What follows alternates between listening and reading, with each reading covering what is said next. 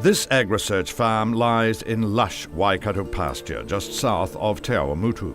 It's home to a multitude of different research programs, and on the day we arrived, an important project was well underway. In one of the paddocks, I've met up with a Ruakura scientist, botanist Warren King.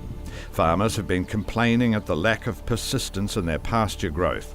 He's spearheading a 3-year research project to look at the benefits of new cultivars on pasture renewal, and he gathers his data by distributing these cages on pasture. We're just trying to keep this what is reasonably typical of the composition of the rest of the paddock. So, although it's dominated by ryegrass, you've got there's a little bit of clover through here. We've got there's a little bit of dandelion in there as well. That's all fine, that's reasonably representative of the paddock as a whole. And we'll have 3 of these cages, pegged down mine, because cows do like to kick them around a bit. 3 of these cages per paddock. And we'll cut these every month. So we're coming back here every month to cut the growth. And that way we can look at the total pasture growth over a 12-month period for this paddock and for the for 60 or 70 other paddocks we've got in the Bay of Plenty and Waikato. It's all about cultivars working in tandem with a type of fungus called endophytes. Warren says the work on endophytes by New Zealand scientists is the single biggest advance in agriculture here in 20 years, a valuable gift we've given the world. An endophyte's a fungus, and it grows in a symbiotic relationship with the grass. These occur in the leaf bases right down near the soil. And they produce a range of alkaloids, a range of chemicals that really render that plant very distasteful to a wide variety of insect pests, not just black beetle. And certainly the best endophyte particularly for this zone, for black beetle, Argentine stem weevil, and others as well, it seems to be pretty effective at reducing their populations. And in fact... are these endophytes that have had to be imported to New Zealand, or are they native to this country? No, these fungi are a selection. When you look around the world, most grasses have an endophyte associated with them. So this is a special selection. And so these are particular organisms that have been here a long time. It's the black beetle chomping its way through pasture roots, which makes it a major pest for farmers. They're hard to find underground at this time of year. Oh, look. Here we go.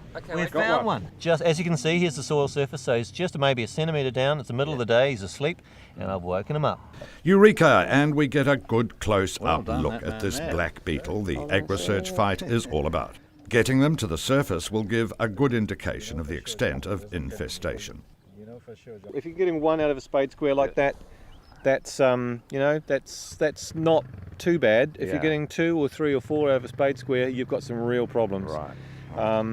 And once you sort of multiply the area up, we've had paddocks that we're monitoring with populations of nearly 100 of these per square metre. Wow. Now that sort of population density, you're feeding more black beetle than you are cow, just about. Yeah. And pastures just cannot tolerate that kind of pressure. Also out at Tokanui, this team of scientists is taking biopsies from the udders of selected cows to determine lactation persistency, why some cows are more persistent with their milk production than others. This is not a procedure for the squeamish if a scalpel slicing into flesh makes you look the other way.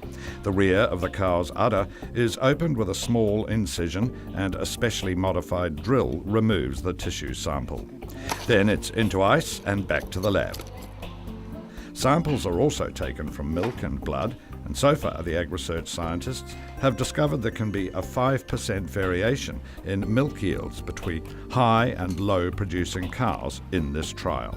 That can mean a lot for a farmer's productivity and can be fixed with proper management and the right genetics. Meanwhile, back at AgResearch headquarters at Ruakura on Hamilton's outskirts, Dr. Mike North is heading up yet another project in the lab, the beef strategy. It's all about improving the quality and quantity of dairy beef and therefore attracting premium prices. Currently, when we produce beef, that's generally with beef cows, and so we're having to maintain beef cows for a lot of the year where they're not being used for reproductive purposes. And on the other side, you have a lot of dairy cows that are sitting there. Obviously, we use them for replacement cows into the herd, but there's maybe up to 80% reproductive capacity could be used for beef calves.